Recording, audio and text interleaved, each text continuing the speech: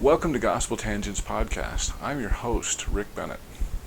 Mormons are familiar with the stories of persecutions in Missouri back in the 1830s. Why were Mormons so persecuted? It turns out that the people of Missouri were concerned that Mormons were trying to start a slave rebellion. On the other hand, Joseph Smith was known to be against the abolitionist movement. Could both positions be true? We asked these questions to Dr. Paul Reeve, and he gives his answers, which may surprise you. I also wondered if there are any modern parallels, such as with abortion.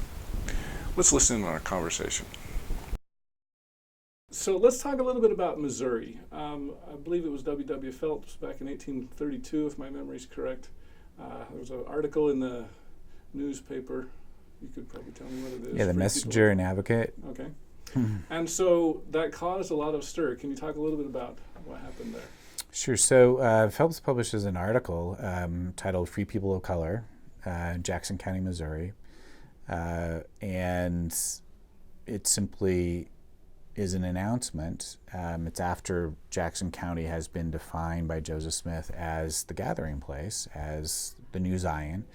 And Phelps is concerned about Black Latter-day Saints. So he writes this article, Free People of Color, and he simply says, look, if my fellow Black Latter-day Saints are going to gather to Zion, Jackson County, you need to be aware that this is slave territory. And here are two aspects of the Missouri legal code that will govern your life if you immigrate to Missouri. He simply quotes from the legal code, tells Black Mormons that if they immigrate, they need to make sure they have papers substantiating their free status. Otherwise, they will be subject to being whipped and expelled from the state of Missouri. And he doesn't want that to happen to his co-religionists. He says, as long as we have no special rule in this church as to people of color, let prudence guide. Just be aware that if you're going to immigrate to Missouri, it's a slave state, and there are going to be rules that will govern your ability to move about freely in this state, and I don't want you to run afoul of the law. So here are the sections of the legal code in Missouri that will govern your behavior. Outsiders, non-Mormons in Missouri, read that article and get up in arms really quickly. They suggest that the Mormons are inviting freed blacks to the state of Missouri to incite a slave rebellion. Beyond that, they also argued that they are inviting freed blacks to the state of Missouri to steal our white wives and daughters. Fear of race mixing is always bound up in these charges leveled against the Mormons almost from the beginning. That somehow they are inciting a slave rebellion is one argument, but also race mixing was the other argument. You're inviting free blacks and black men. There's the myth of the black beast rapist that animates white people's concerns of who black people are, especially black men. All black men just simply want white women, and that charge is leveled against the Mormons. Before the incident plays out, Phelps will issue an extra edition where he tries to calm the fears of the Missourians. They don't buy it. They simply say, we don't buy anything you've said in your extra. We know really what you're intending to do. You're intending to invite blacks here to start a race riot. They will attack his printing office. They'll scatter his press into the street. His printing office and his home were the same basic building. They destroy it. They completely level it.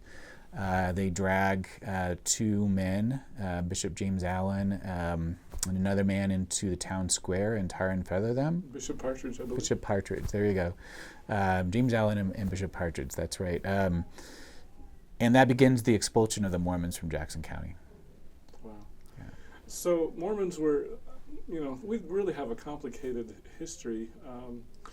Let's talk a little bit about Kirtland.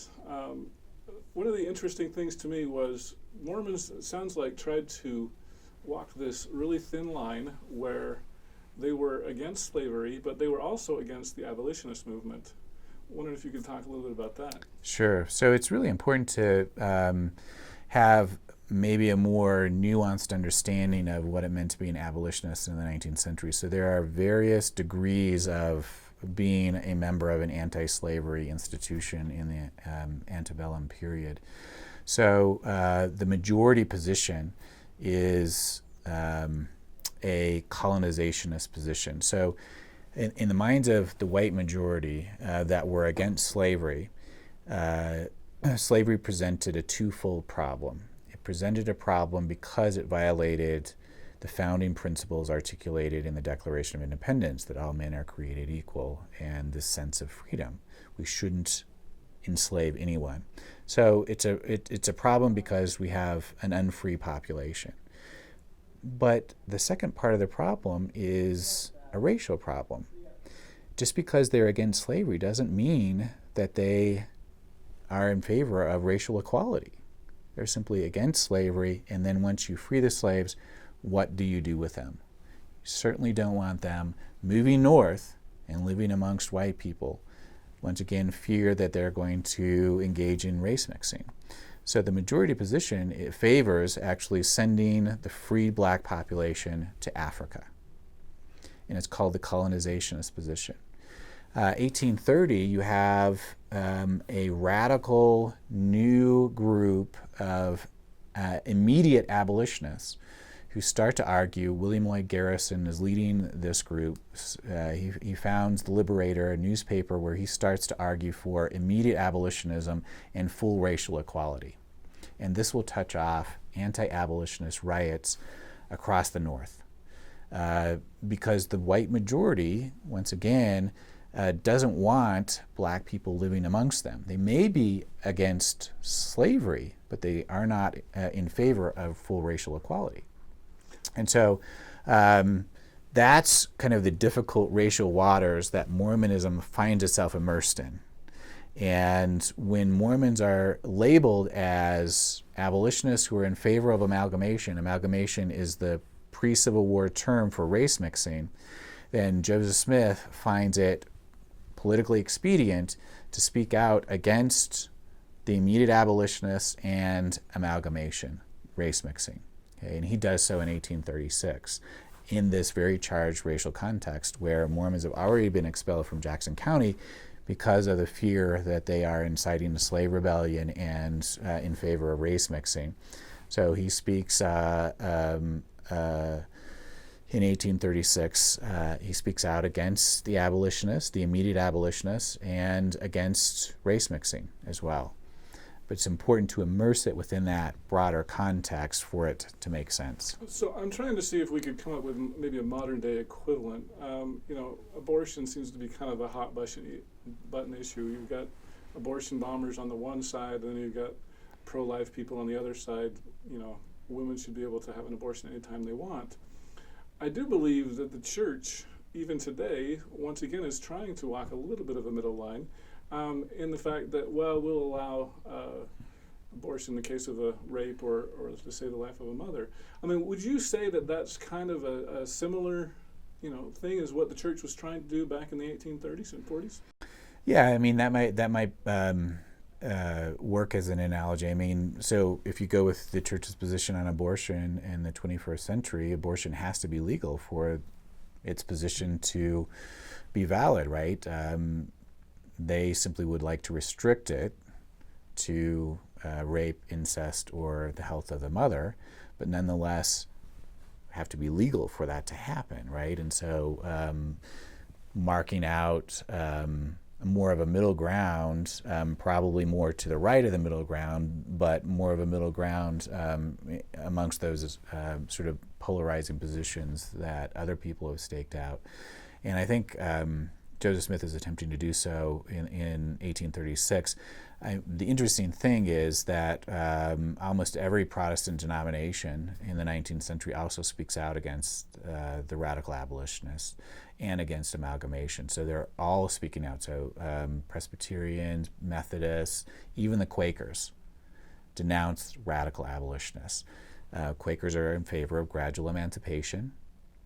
They're against slavery, right? But what's the process for doing it? And they are also fearful of the immediate abolitionists and the anti-abolitionist backlash, and they also come out against immediate abolitionism. So it situates Joseph Smith, I think, within a bigger context where religious leaders are fearful of the immediate abolitionist movement, and Joseph Smith is right on with the rest of those religious groups. Joseph Smith actually stakes out a really open kind of perspective in terms of who's allowed within Mormonism and to become a preacher within Mormonism. You have the Methodists, the Presbyterians, and the Baptists will either split or experience schisms over those questions. Mormonism actually allows white slaveholders and black slaves to be baptized and into their religious kingdom. Abolitionists and anti-abolitionists, they are casting a wide net in terms of who they are accepting within the bounds of Mormonism. Those questions are causing schisms or splits within Methodism and Presbyterians and Baptists. Since you mentioned the split, especially with Methodism, I served a mission in South Carolina, so I was very familiar with the AME churches. Are they a result? AME stands for African Methodist Episcopal, and I always thought, how do they get the Methodist Episcopal together? But is that a result of these schisms you're talking about, where the black Methodists went to the AME churches and the whites stayed as regular Methodists? So I wish I was more up to speed on all the various different groups. I don't think that AME is actually a result of this split, but the Southern Methodists are a result of this split. There's a split between Southern and Northern Methodists. The Southern Baptists are a result of the split. And then there's a schism in the Presbyterian. So Southern Methodists are white and Southern Baptists are white? And well, it's just a question of will you allow slaveholders as preachers or as missionaries or in your kind of ordination, and Southern Baptists, for example, were arguing, yeah, of course we will, and Northern Baptists were saying no, they should be forbidden, right? So this wasn't a racial division so much as just what's your position? Right. What's your position on the questions of the day vis-a-vis slavery? Okay. Right. And who are you going to allow to be a missionary or preacher? Can a slaveholder become one of a preacher in your group? And Southerners said, yeah, of course they should be allowed to. And Northerners rejected that, and it caused a split. Southern Baptists. So it was a split amongst the whites, not a white versus a black. Correct.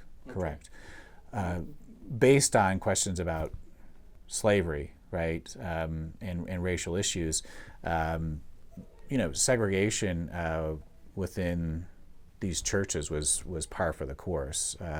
That if you're going to allow slaves, they're going to have segregated worship.